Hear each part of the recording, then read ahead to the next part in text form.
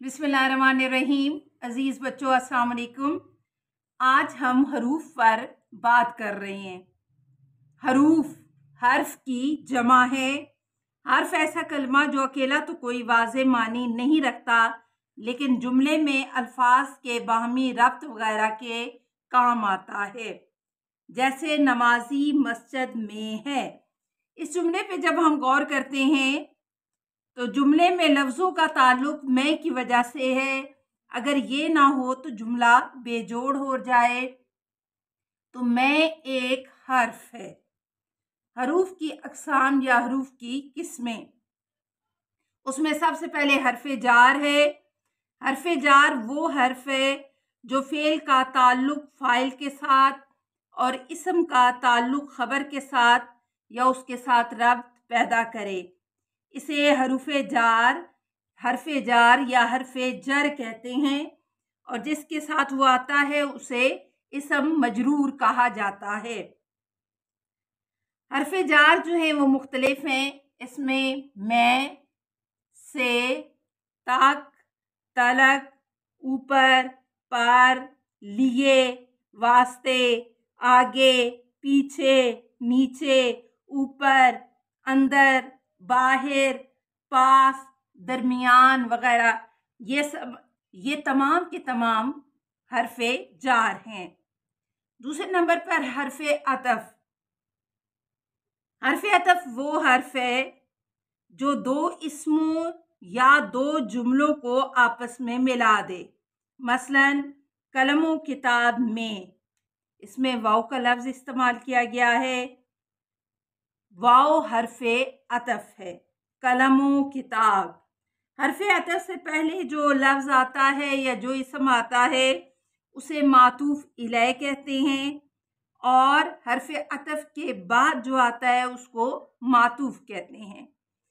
अब हरूफ़े अतफ़ कौन कौन से हैं? वाव, और, फिर, और बाज़ लोगों ने ये कहा है कि कर और के को भी हर्फ़े अतफ़ में ही शुमार किया जाएगा, लेकिन ये सिर्फ दो फ़ेलों को आपस में मिलाते हैं।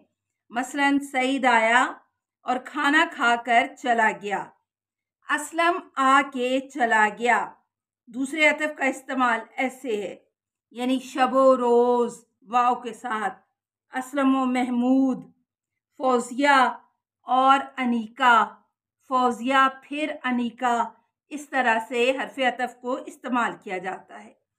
तीसरी किस्म है हर्फ़े इल्लत। वो हरूफ हैं जो किसी वजह या सबब को ज़ाहिर करें, जैसे क्योंकि, इसलिए, लिहाजा, पस, ताके, चुनाचे वगैरह वगैरह। अजीज़ बच्चों, अगली किस्म है हर्फ़े इज़ाफ़त। हर्फ़े इज़ाफ़त वो हरूफ है जो दो इस्मों का आपस में ताल्लुक पैदा करे। मसलन का, की, के, रे अलिफ रा, जैसे हमारा, रे छोटी री हमारी, रे बड़िए रे हमारे, इसके साथ हर्फ़े इज़ाफ़त इस्तेमाल किया जाता है। अगली किस्म है हर्फ़े बयान की।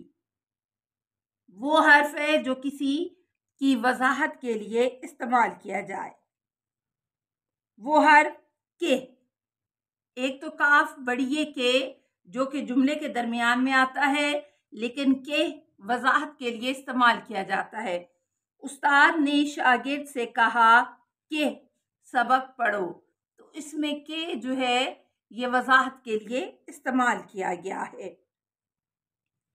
आखिरी है जी हर्फ़े तशबीह। एक चीज़ को दूसरी चीज़ के मिस्ल या उस जैसा करार देना या उस जैसा जाहिर करने के लिए इस्तेमाल किए जाते हैं हरूफ़े तशबीह। अब अगर हरूफ़े तशबीह हम देखते हैं कौन कौन से हैं, तो मानद, मिस्ल, सूरत, जैसा, हू बहू वगैरह वगैरह। अजीज़ बच्चों, ये हरूफ और हरूफ की अक़साम थी जिनको आज हमने किया, और मुझे उम्मीद है कि आपको इनकी समझ आ गई होगी।